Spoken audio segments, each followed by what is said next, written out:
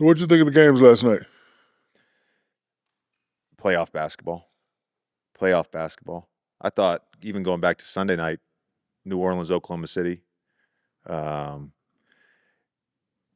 Everybody complains about we obviously saw a huge difference in physicality post All-Star break, and people have complained about that. If you watch these games, the level of physicality is incredible. And all Stop it. my hold Stop on, it. my only thing is let's be consistent. That's my one complaint. Let's be consistent. You think what we're watching has real physicality in it? I'm gonna quote my good friend JJ Redick. These dudes are playing against plumbers and electricians. Here's a question I have for you. Yes. Why are you such a hater? First of all, I'm not a hater. Yes, you are. No, I'm not a hater. This is how I think. And you are in this category. If they couldn't play with us, they can't play with us. I'm not going to give them all the greatness status yet. That's how I look at it. Could they have played with us? Because like when I came in, they always say, oh, you couldn't have played like this with Ewing and Robinson and all that. So then when I came in and I played with them and I dominated them, and then, when I started dominating, like all these guys they bring in, if they couldn't have played with us, that's how I judge them. You know what I'm saying? Jokers, I think he could have played with us because he has the ability to go inside, outside. That was the only time I had problems with guys. Sabonis, Rick Smits, guys like that. But all these other guys, I don't think they really could have played with us. What do you think? You're talking about centers? I'm talking about us, like the real physicality, like the flagrant fouls. Well, I think I've tried to clarify this because I think anytime the physicality portion comes out, everybody always points to these the montage videos on social media, Yes. right? They point to these montage videos of flagrant fouls. I think there's a distinction between fouling and actual gameplay, right? Do you know what I'm saying? No, I do not. So if you go play a game and you go get a bucket, and you see it last night in that Denver game, right at the end, LeBron's complaining about an and one, right? That is gameplay. Bill Laimbeer clotheslining someone, that is a flagrant foul. That's physicality. Right, but it's still a foul. A hard foul. Right, but there's a difference because that's not part of the game, is what I'm saying. I would have to disagree. What do you mean by that? I know you watch me play. Y'all used to do it to me every night for 15 years straight. Yeah. That's physicality. Would you not agree, though, there's certain players who are naturally physical and referees allow people to be physical back to them? You don't think that? You don't think refs Let me see had a tough whistle on you? Let me see. This is a pinch to you, and if you do it to me, it's a pinch to me.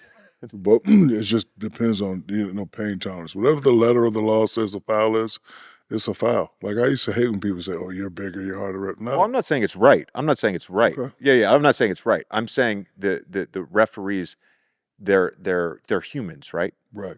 So whether it's you or Shaq, or you or like LeBron, it's like, oh, we see this big guy. I think Jokic gets a bad whistle, to be honest with you.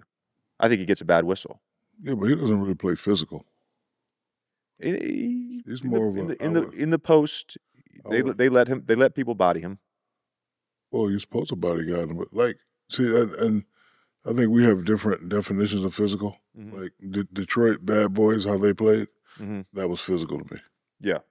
And that's how I look at physical. Just like Knicks in the '90s. Oh, Oakley physical. And them boys, if that's physical to me. So it may sound like I'm a hater, but I'll always judge it with them. If I'm not being clear, what I'm talking about, and by the way, I'm not disagreeing that there are certain very specific teams that I think in the history of the NBA, and we just mentioned two of them, were more fit. The 2000 Pistons, right? Those Pistons teams in 2000s with Rasheed and Chauncey and Tayshaun and Wallace. Yeah. Those teams were physical.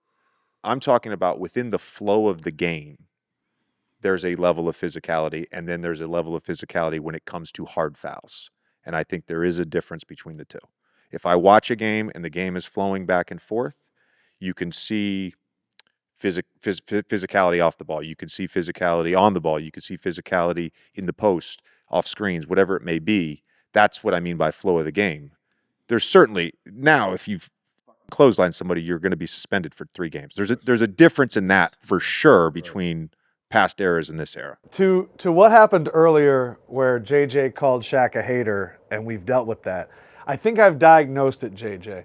Shaq does not hate on the younger people. He just has an adjective problem. He doesn't like when words like dominant or great get used for people that maybe haven't earned it yet. And so I think Shaq loves the word dominant, but he hates the word dominant. And you're someone that has studied the game and you look at analytics. Do you think there's anyone that is even close to that level of dominance? Like, are there dominant tiers in your mind? Yeah. Hold As on. dominant as Shaq? Hold on. No. I'm going to make it even better. Was Dwight dominant? Yeah, let's go. It's a yes or no question. This No. is the weird part to me. It's a yes or no question. And I was going to get into this. I'm just asking. I was going to get into this on my podcast. I'm just asking. I was going to get into this on my podcast. I'm just asking, was he But dominant? I'm going to give you this gift. I'm going to give you this gift. Don't give me nothing. On Just your answer own. the question.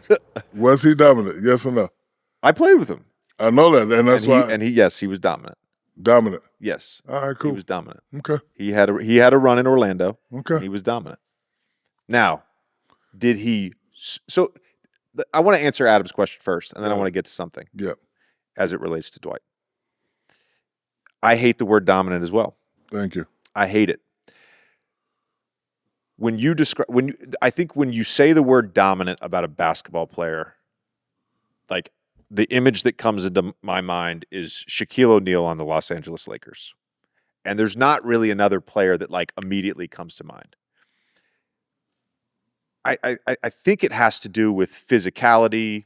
I think it has to do with like a fear factor. RJ talked about this on my podcast. Yes. He's like, NBA teams used to build rosters around having 4 big guys, right? My issue with the word is this, and I apologize if this doesn't make sense to you, and I apologize, Adam, if it doesn't make sense to you either. There is a difference to me between production and the aesthetic of how that production happens. The aesthetic meaning what we watch. So like Jokic, for instance, like you're talking about, he's got the slowest, laziest game ever, right? In some senses, he's dominant, but not in the sense of the way you dominated. LeBron as a scorer, how we talk about Kobe, how we talk about MJ as a scorer, right? It's all about how we view it versus the actual production. I think there's a difference, and we get so caught up in aesthetics. That's my issue with the word dominant. Because I'll say this, I've seen guys dominate a game and have 8 points. Like we're talking about Josh Hart. No. Josh Hart Dominate a game and dominate a game. and not have 8 points. Who was the MVP of those first 2 games for the Knicks? For the Knicks, Hart Yeah. all the way. But hold on. But again, it goes back to the word dominate. That's why I don't like using the word dominate, because everybody has a different interpretation of it. So my interpretation is definitely production, right? So when you ask who dominated the Knicks game, is Hart, because it's production. 22, 19. He's only averaging 9 points. The rebounds. Yeah, the rebounds. Loose balls. So dominant to me is production. And dominant to me is the can't be stopped. 1 guy, 2 guy, 3 guy, hack a Shaq, build a roster, during the offseason, have secret meetings and fucking complain about them. Yeah. That's dominant to me. And then do it 1 year, 2 year, 3 year, 4 year, 5 year. That's dominant to me. You're right. You could be dominant but for a game, but it has to be an incredible game to dominate.